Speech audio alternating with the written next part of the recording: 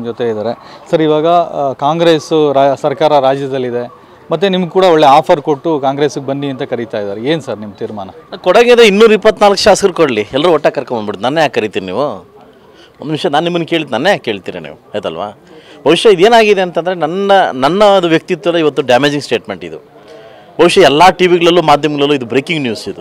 ಇದು ನಿಮಗೆ ಶೋಭೆ ತರ್ತಕ್ಕಂಥ ವಿಷಯ ಅಲ್ಲ. ಸಿದ್ದರಾಮಯ್ಯ ಅವರೇ, ನಿಮ್ಗೊಂದು ಮಾತು ಕೇಳ್ತೀನಿ, ದಯವಿಟ್ಟು ನಮ್ಮ ಮನೆ ಮುಖ್ಯಮಂತ್ರಿಗಳೊಂದು ಮಾತು ಕೇಳ್ತೀನಿ, ಒಂದು ಬೋರ್ಡ್ ಹಾಕೊಂಬಿಡಿ, ಇದು ಕಾಂಗ್ರೆಸ್ ಪಕ್ಷಕ್ಕೆ ಮಾತ್ರ ಸೀಮಿತ ಅಂತ ಹಾಕೊಂಬಿಡಿ, ನಾವು ಯಾರು ಬರೋದಿಲ್ಲ.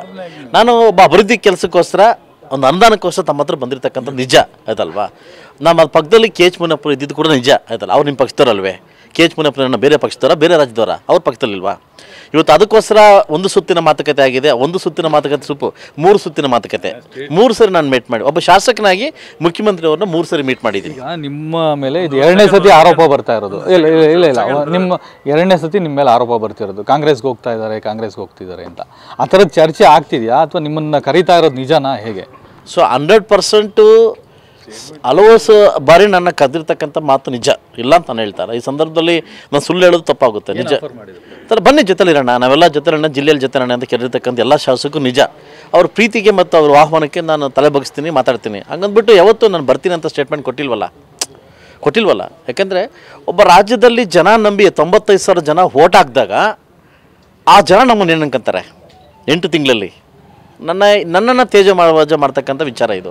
ಬಹುಶಃ ಲೋಕಸಭೆ ಚುನಾವಣೆ ಹತ್ರ ಬರೋದ್ರಿಂದ ಇದೊಂದು ರಾಜಕೀಯ ತಂತ್ರಗಾರಿಕೆ ಅಥವಾ ಒಂದು ರಾಜಕೀಯ ತೇಜೋವಧೆ ಅಂತ ಹೇಳಕ್ಕೆ ಇಷ್ಟಪಡ್ತೀನಿ. ಏನು ತಂತ್ರಗಾರಿಕೆ? ನಿಮ್ಮ ಮೇಲೆ ಆರೋಪ ಮಾಡಿ ಅವ್ರು ಏನು ಸಾಧಿಸ್ತಾರೆ? ನಾನು ನಿಮ್ಮ ಪ್ರಶ್ನೆ ಕೇಳ್ತೀನಿ, ಇಷ್ಟು ದಿವಸ ಇಲ್ಲದ ಮಾತು ಇವತ್ತು ಯಾಕೆ ಬಂತು? ಅಲ್ಲ, ಇವಾಗ ನಿಮ್ಮ ಮೇಲೆ ತೇಜೋವಧೆ ಮಾಡಿ ಈಗ ಬರ್ತಾರೆ ಅಂತ ಹೇಳಿ ಅವ್ರು ಸಾಧಿಸೋದೇನು ಅಂತ ನಾನು ಹೇಳ್ತೀನಿ ಕೇಳಿ. ಯಾಕಂದರೆ ಈಗಾಗಲೇ BJP ಮತ್ತು JDS ಪಕ್ಷ ನನ್ನ ಲೋಕಸಭಾ ಕ್ಯಾಂಡಿಡೇಟ್ ಅಂತ ಗುರುಸಿದ್ದಾರೆ, ಆಲ್ರೆಡಿ ಹರಿದಾಡ್ತಿದ್ದಾವೆ. ಅದ್ರ ಬಗ್ಗೆ ನಮ್ಮ ಡ್ಯಾಮೇಜ್ ಕೊಡ್ಬೇಕಂತ ಸ್ಟೇಟ್ಮೆಂಟ್ ಇದು, ಇಲ್ಲಾಂದ್ರೂ ದಾರಿ ತಪ್ಪಿಸಕ್ಕಂಥ ಸ್ಟೇಟ್ಮೆಂಟ್ ಅಂತ ನನಗೂ ಅರ್ಥ ಆಗ್ತಾ ಇಲ್ಲ ಆಯ್ತಲ್ಲ. ನಾನೊಂದು ಪ್ರಶ್ನೆ ಇವತ್ತು ನಾನು ಕೇಳ್ತೀನಿ. ನಾನು ಬಹುಶಃ 1.5 ತಿಂಗಳು 2 ತಿಂಗಳಿಂದ ಮೀಟ್ ಮಾಡ್ತಿದ್ದೀನಿ. ಯಾರನ್ನ? ಸಿದ್ದರಾಮಯ್ಯನ ಮೀಟ್ ಮಾಡಿದ್ದೀನಿ. ಸಾಕಷ್ಟು ಜನ ನನ್ನ ಶಾಸಕರು ಇಲ್ಲಿರ್ತಕ್ಕಂಥ ಎಲ್ಲ ಶಾಸಕರನ್ನು ಮೀಟ್ ಮಾಡಿದ್ದೀನಿ. ಅದ್ರ ಬಗ್ಗೆ ತಾವು ಯಾಕೆ ಹೇಳ್ತಾ ಇಲ್ಲ? ಇವಾಗಲೇ ಯಾಕೆ ಬೇಕು? ಈ ಸಂದರ್ಭದಲ್ಲಿ ಯಾಕೆ ಬೇಕು ಈ ಸ್ಟೇಟ್ಮೆಂಟು? ಅಂದರೆ ಎಲ್ಲೋ ಒಂದು ಕಡೆ ನಿಮ್ಮ ರಾಜಕೀಯ ಗುಮಾನಿ ಇದು ಅದಲ್ವಾ.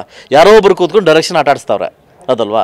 ಪಕ್ಕದಲ್ಲಿ ರೈಟ್ರು ಇದ್ದಾರೆ, ಇವರು ಆಕ್ಟ್ರು ಆಯ್ತಲ್ವಾ. ಉದ್ದೇಶ ಏನು ಅಂದರೆ ಇದು ರಾಜಕೀಯ ತಂತ್ರಗಾರಿಕೆ. ಯಾಕೆಂತಂದರೆ ಈಗಾಗಲೇ JDS ಮತ್ತು BJP ಒಂದಾಗಿದೆ, ಹೊಂದಾಣಿಕೆಯಲ್ಲಿ ಹೋಗ್ತಾವ್ರೆ. ಇದು ರಾಜಕೀಯ ತಂತ್ರಗಾರಿಕೆ ಮಾತ್ರ. ಅವ್ರು ಡೈವರ್ಷನ್ ಮಾಡಬೇಕು, ನನ್ನ ಬಗ್ಗೆ ತೇಜೋವಧೆ ಮಾಡಬೇಕು, ನನ್ನ ಹೆಸರಿಗೆ ಮಸಿ ಬೆಳಿಬೇಕು. ಅಲ್ಲ, ಈಗ ನಿಮ್ಮ ಸ್ನೇಹಿತರು ಕುತ್ತೂರು ಮಂಜು ಅವರು